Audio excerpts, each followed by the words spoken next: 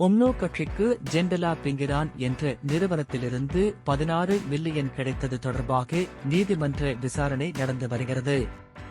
இந்த வழக்கு மலேசியாவின் முக்கிய அரசியல் கட்சியான உம்னோவை வழக்கு தொடுத்துள்ள எஸ்ஆர்சி இன்டர்நேஷனல் என்ற நிறுவனத்தின் 2 துணை நிறுவனங்களான காந்திங்கன் மெண்டாரி மற்றும் ஜெண்டலா பிங்கிரான் ஆகியவற்றின் வழக்கு தொடர்புடையது.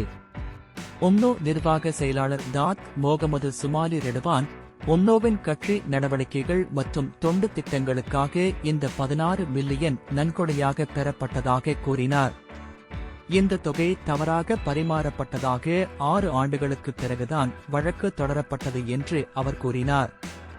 உம்னோவுக்கு இந்த நன்கொடை பற்றிய எந்த புகார் அல்லது எதிர்ப்பும் இல்லை என்று கூறப்பட்டுள்ளது. மேலும் வழக்கு தொடுத்தவர்கள் மற்றும் இச்சான் பெர்டானா நிறுவனம் உம்னோவின் எந்த நிகழ்ச்சிகளிலும் பங்கேற்கவில்லை என்றும் உம்னோவுடன் எந்த தொடர்பும் இல்லை என்றும் தெரிவிக்கப்பட்டுள்ளது.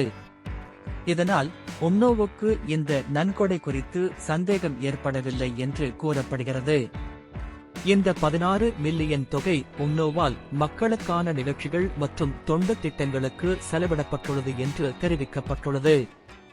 வழக்கு தொடுத்தவர்களின் கூற்றுப்படி இந்த தொகை தவறாக பரிமாறப்பட்டதாகவும் உம்னோவுக்கு இந்த தொகையை பெறுவதற்கான அடிப்படை இல்லை என்றும் கூறப்பட்டுள்ளது. இந்த வழக்கில் உம்னோவுக்கு எதிராக 16 மில்லியனை மீட்டு தருமாறு கோரிக்கை விடுக்கப்பட்டுள்ளது. மேலும் சிலாங்கூர் உம்னோவுக்கு எதிராக 3.5 மில்லியன் தொடர்பான வழக்கும் நடந்து வருகிறது.